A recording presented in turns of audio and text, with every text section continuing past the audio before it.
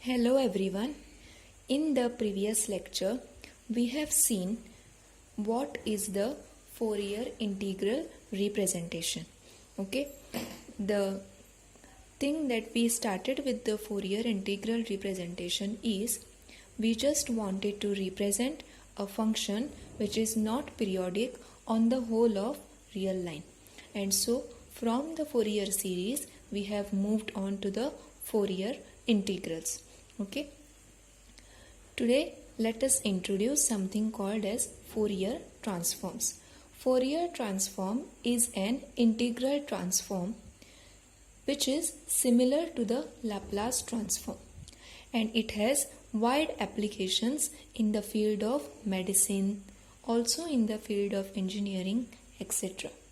Okay, we can very well obtain the expressions for Fourier transform by using the Fourier integral formula.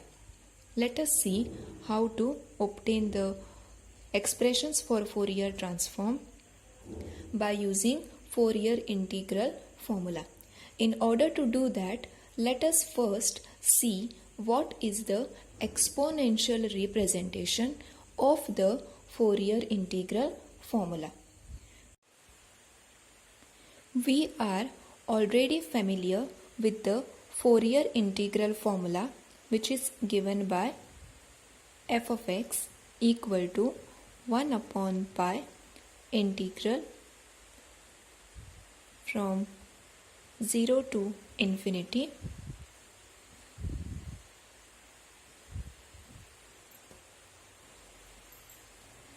integral from minus infinity to infinity f of t cos of alpha t minus x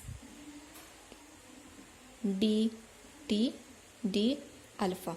This is the Fourier integral formula which we have already seen. Now let us derive the exponential form of this Fourier integral formula. Observe carefully. If I consider this function cos of alpha t minus x, okay, if I consider this function as a function of alpha, this will be a even function. In the same way, if I consider this alpha t minus x, this will be nothing but the odd function of alpha, okay, and hence by using this I will try to manipulate this term here. Okay, if I multiply and divide by 2, what will happen? If I multiply here 2 and divide this by 2, then what I can do is it will be of the form 2 upon 2 pi integral from 0 to infinity, integral from minus infinity to infinity f of t cos of alpha t minus x dt d alpha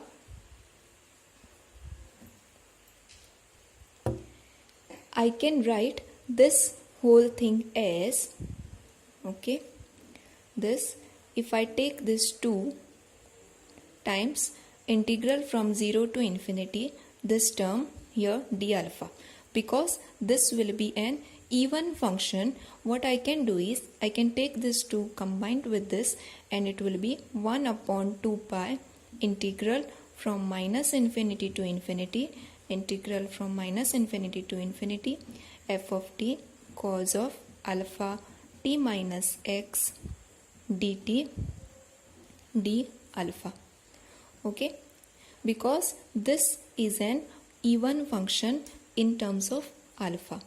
Okay, what I am doing is I am applying this result. If the interval is symmetric, then what do we do?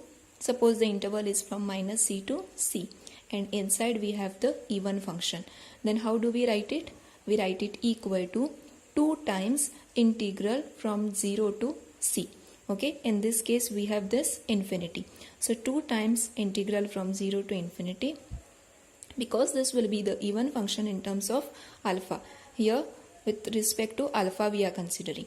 Okay, so that will be the even function and hence this can be written by removing that 2, what we will get? Minus infinity to infinity 1 upon 2 pi, and this remaining expression will remain the same. Similarly, what will happen is, observe that if I consider this term 1 upon 2 pi integral from minus infinity to infinity, integral from minus infinity to infinity, f of t sine of alpha t minus x dt d alpha. You can clearly see that this term will be going to 0, because if I treat this as the odd function of alpha, it is an odd function of alpha. Okay, then on this symmetric interval, because we have the odd function with respect to alpha, what will happen is this value will go to 0. Okay, so now what we will do is, we can very well, let's put the component I here, the imaginary part I, and now this quantity, which is nothing but that is equal to 0, right? So I will add this quantity to this expression, and if I do that, clearly you can see that this expression will remain unchanged. That is, what I am trying to do is 1 upon 2 pi integral from minus infinity to infinity, f of t cos of alpha t minus x dt d alpha minus I by 2 pi integral from minus infinity to infinity, this term f of t sine of alpha t minus x dt d alpha. Okay, now we can write it in combined form. 1 upon 2 pi can be taken out common, integral from minus infinity to infinity. Again we have integral from minus infinity to infinity. F of t,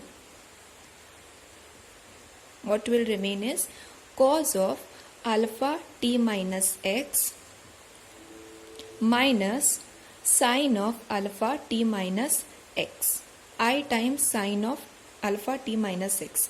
Here what will remain is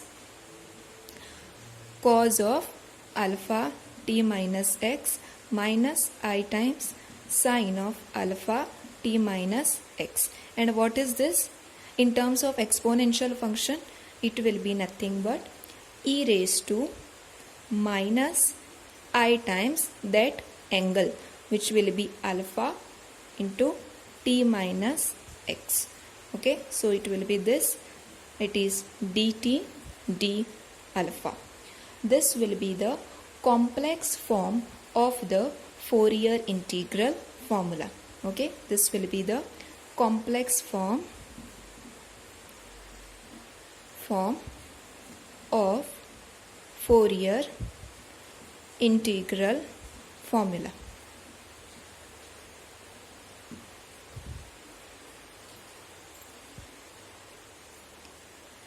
Now with this integral representation, we can write this as f of x equal to 1 upon 2 pi integral from minus infinity to infinity,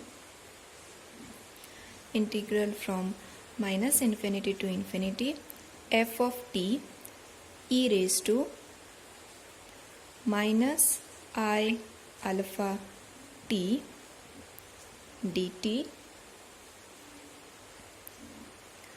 e raised to minus minus, it will become plus I alpha x, this will be d alpha. Okay, observe here, we get 1 upon 2 pi integral from minus infinity to infinity, this integral from minus infinity to infinity, f of t e raised to minus I alpha t dt, okay, e raised to I alpha x d alpha. Okay, Students, see here, I want to show you all one more way of deriving the Fourier transforms, and in that I want to use this expression as minus I alpha x for the inverse Fourier transform. So we shall do the slight change here. Instead of adding this as minus I by 2 pi plus this, I shall add it as a plus I by 2 pi times. So here the change will be, it will be plus I times, so here it will be plus I alpha, okay, and hence we will get this to be plus, okay, I alpha t, and this in turn will become the minus, okay. You will also observe that in some of the books they may refer this as the with the negative sign and this as the positive sign, okay. This can be called, this will be called as the Fourier transform, and this will be called as the inverse Fourier transform, here with the positive sign as we had written it earlier, okay. But we shall be using this representation, okay. So ultimately this will be some function of alpha, which will be f of alpha, this quantity, and this f of alpha, you will observe that we are writing it from integral from minus infinity to infinity, this f of alpha into e raised to minus I alpha x into d alpha. That will be the inverse Fourier transform, okay. Let us look at one more easier way in how to derive the Fourier transform by using the Fourier integral formula, okay. We have the Fourier integral formula, which is f of x equal to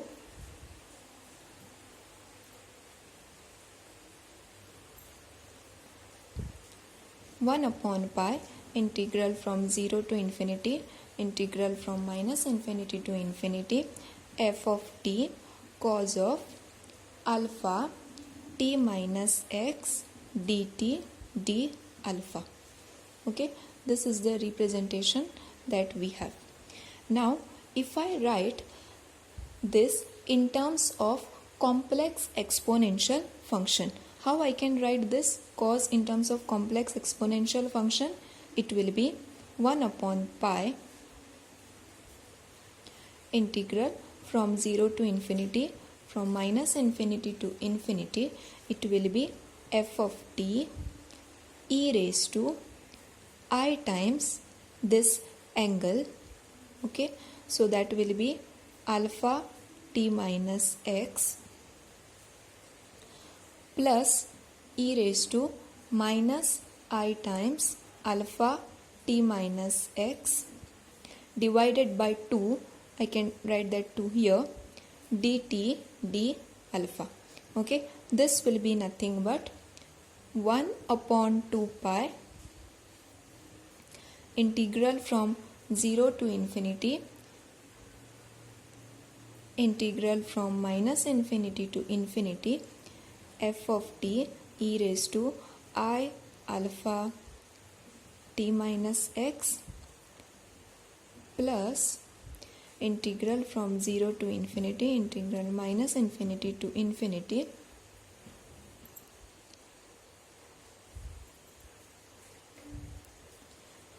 e raised to minus, it should be f of t e raised to minus I alpha t minus x, this should be dt, and then for all that it should be d alpha, okay. Listen to this, it should be dt d alpha plus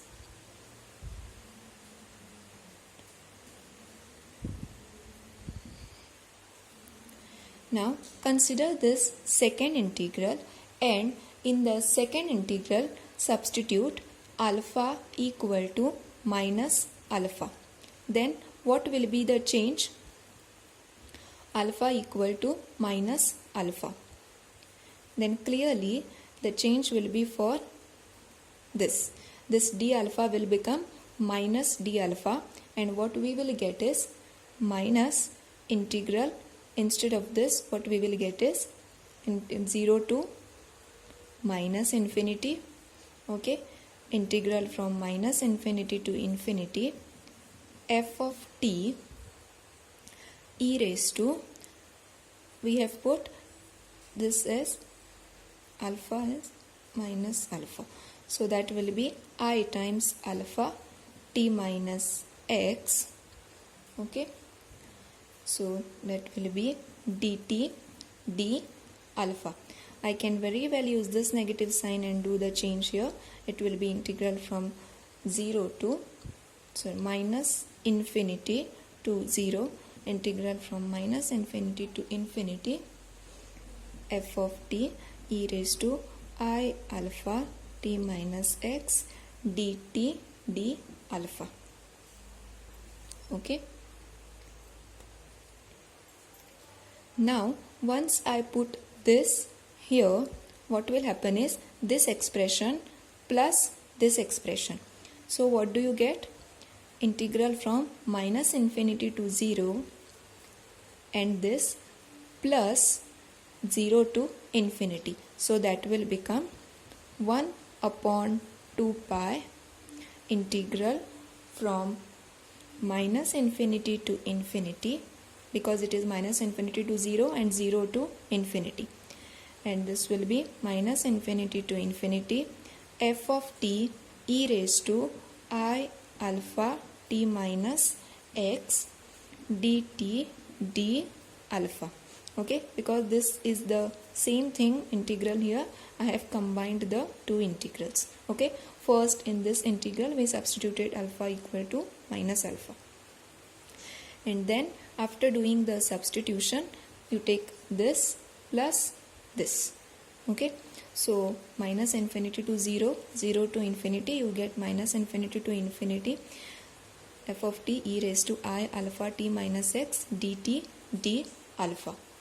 This is the exponential form of the Fourier integral formula. This equation can be again written in the form 1 upon root of 2 pi integral, it is f of x equal to 1 upon 2 pi integral from minus infinity to infinity 1 upon root of 2 pi integral from minus infinity to infinity f of t e raised to I alpha t dt e raised to minus I alpha x d alpha. Okay, and now we have actually arrived at the Fourier transform formula. Okay, having completed this step, now let us define what is a Fourier transform. Let f of x be a function defined on minus infinity to infinity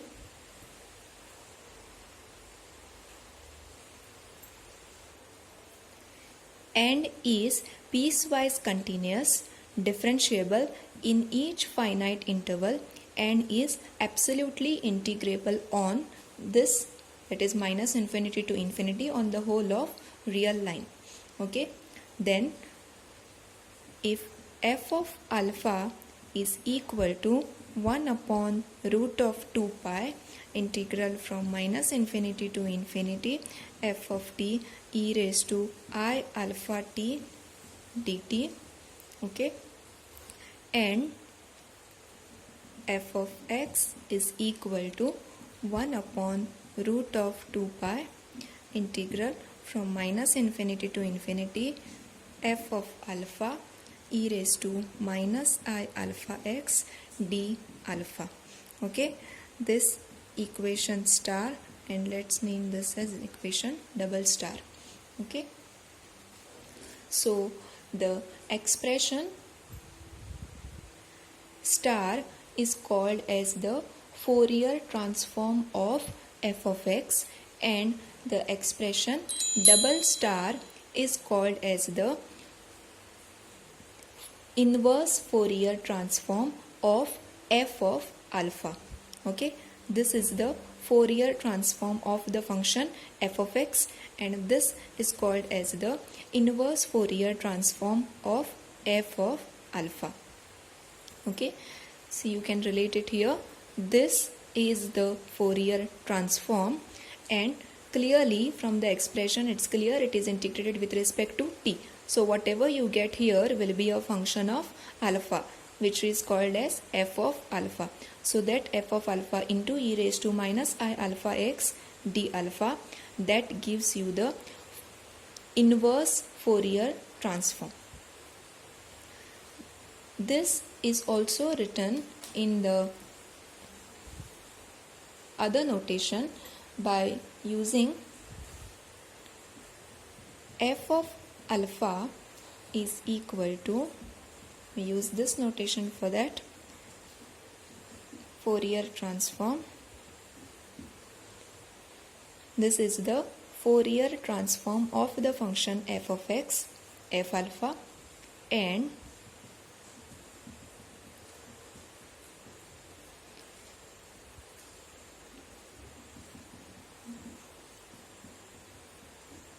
it is inverse Fourier transform of f of alpha. Okay, it is f of x. The equation star and this double star together are called as Fourier transform pairs. Okay, so we have seen two different ways of deriving these Fourier transform pairs.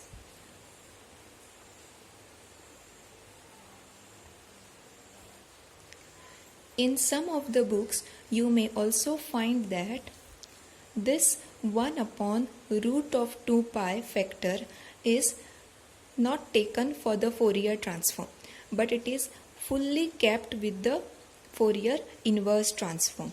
Okay, you can observe it here. It was 1 upon 2 pi. Okay, so I could have kept this as 1 upon 2 pi, and then this won't be there. So this expression will be taken as the Fourier transform, and then that 1 upon 2 pi factor I can keep it along with the inverse Fourier transform. So these are the different ways in which you can write it, but we will stick to this, that is Fourier transform of the function fx will be given by this, and the inverse Fourier transform of f alpha will be given by this. And the other notation that we will use is this for the Fourier transform and for the inverse Fourier transform.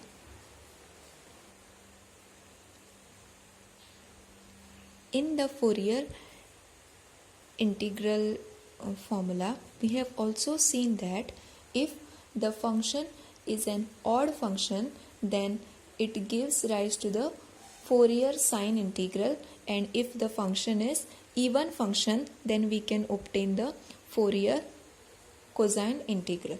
Okay, so let us suppose say in this case also we will derive the Fourier cosine transform and the Fourier sine transform. Okay, so let us suppose say the function f of x is an odd function. F of x is an odd function. Okay, so if f of x is an odd function, in the Fourier integral representation of f of x, what we will get is integral from 0 to infinity b alpha sine of alpha x d alpha, where b alpha will be nothing but 2 upon pi integral from 0 to infinity f of t into that. So first let me write this sine of alpha x, and now I'll substitute this b alpha, integral from 0 to infinity. It will be f of t sine of alpha t dt, and this we have d alpha here. Okay.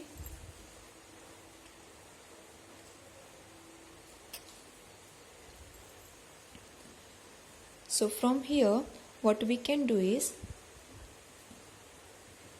Fourier sine transform of alpha of f of x will be root of 2 upon pi integral from 0 to infinity f of t sine of alpha t dt, and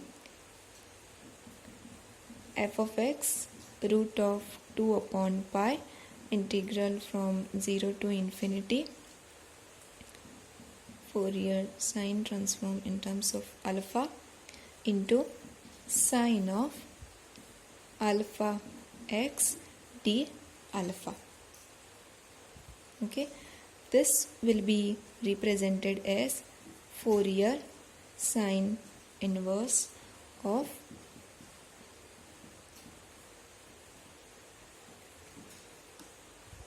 and this will be represented as Fourier sine transform of in terms of alpha. Okay, and this will be in terms of x here. So this will be the Fourier sine transform, and this is the inverse sine transform. Okay, the other notations for this are this script f, subscript s. Okay, inside it is f of t alpha, and this is script f inverse, subscript s, and here fs alpha in terms of this x. Okay, so from here it is very clear that this is the Fourier sine transform and this is the inverse sine transform.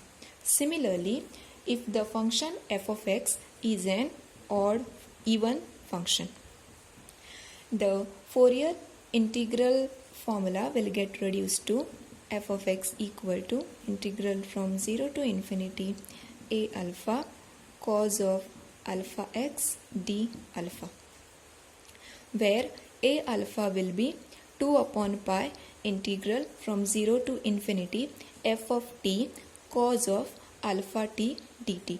So we will substitute it here.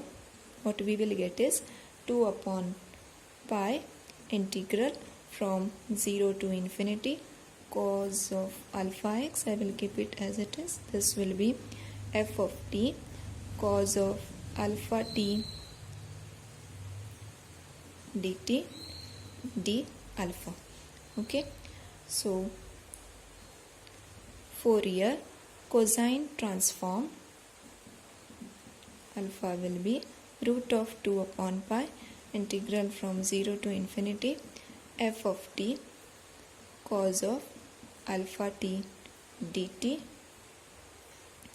This will also be represented in this form.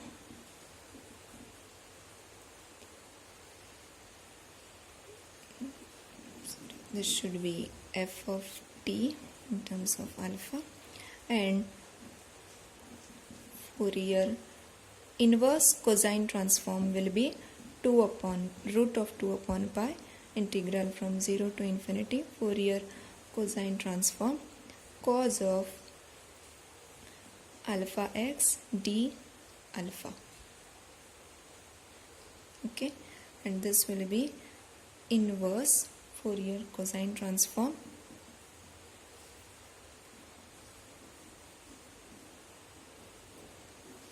So this will be the Fourier cosine transform, and this will be the inverse Fourier cosine transform. Okay, and this together is called as the Fourier cosine transform pair, and this together will be called as the Fourier sine transform pair. Let us look at one example. Find the Fourier transform of the function f of x equal to e raised to minus x square by 2. Okay. So the Fourier transform will be in terms of alpha.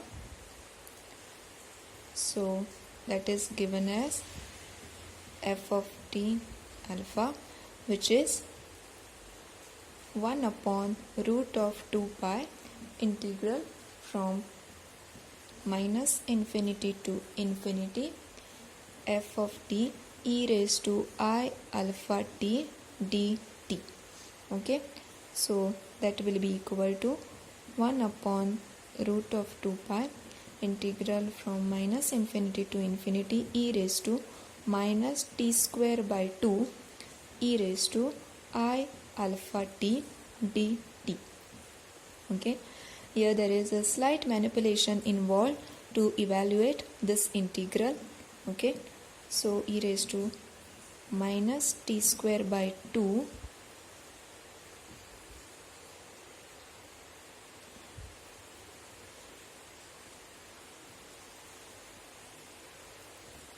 into e raised to I alpha t. I will multiply this term minus I alpha square by 2 I alpha square by 2 into this dt.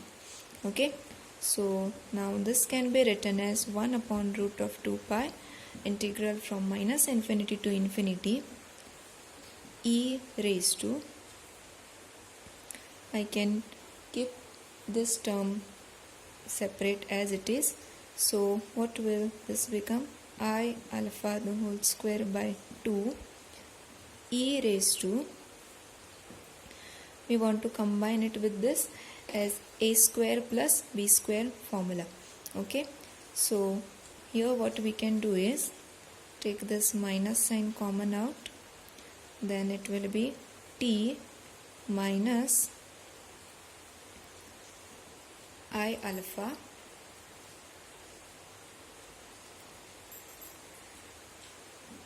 divided by root 2 this whole square. Yes, if we expand this, what will this become? T square by 2 minus t square by 2.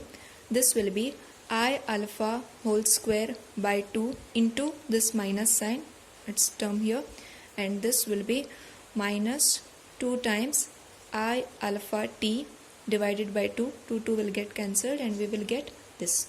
Okay, so now it is this into dt.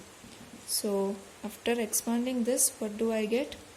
E raised to minus alpha square by 2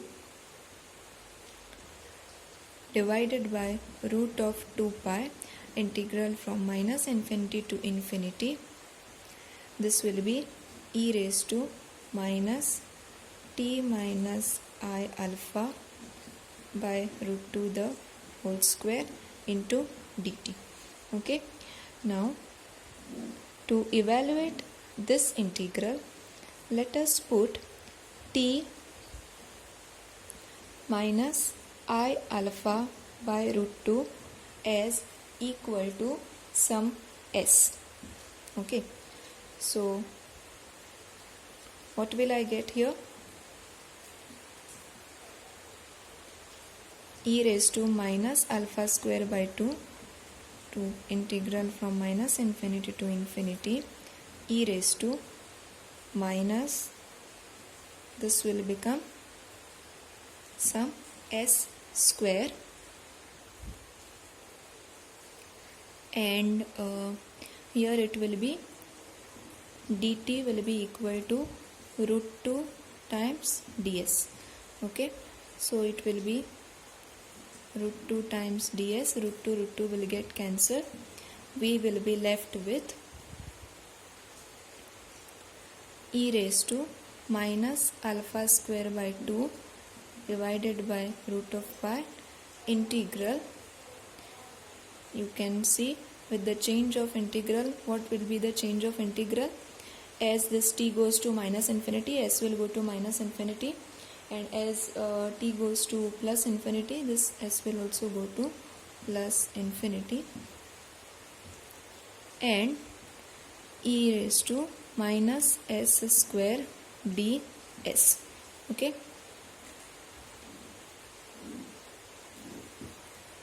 How do we evaluate this?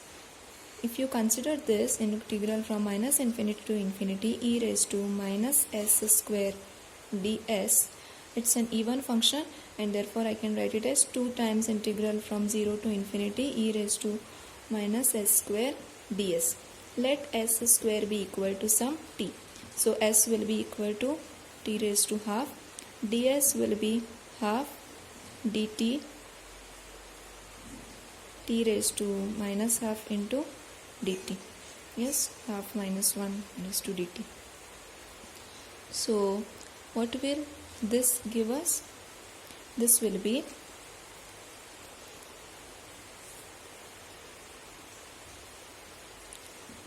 two times integral from 0 to infinity 1 upon 2 t raised to minus half e raised to minus t, okay, into dt. Okay, are you all familiar with this function, which is in one integral from 0 to infinity e raised to minus t raised to minus half dt? This is nothing but the gamma function, gamma of half. It will be equal to root of pi. Okay.